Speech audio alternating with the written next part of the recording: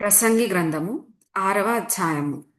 సూర్యుని క్రింద దురవస్థ ఒకటి నాకు కనబడెను. అది మనుష్యులకు బహు విశేషముగా కలుగుచున్నది.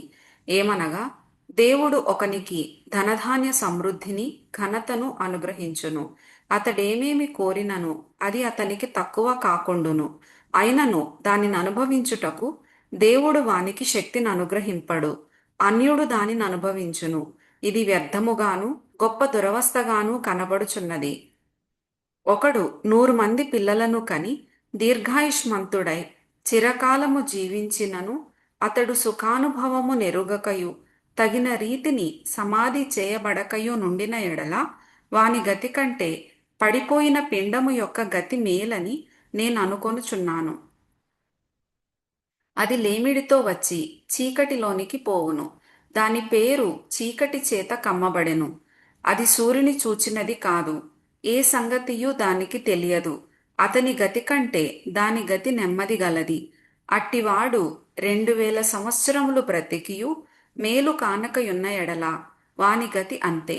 అందరును ఒక స్థలమునకే వెళ్ళుదురు గదా. మనుష్యుల ప్రయాసమంతయు వారి నోటికే గదా. అయినను వారి మనస్సు సంతుష్టి నొందదు. బుద్ధిహీనుల కంటే జ్ఞానుల విశేషమేమి?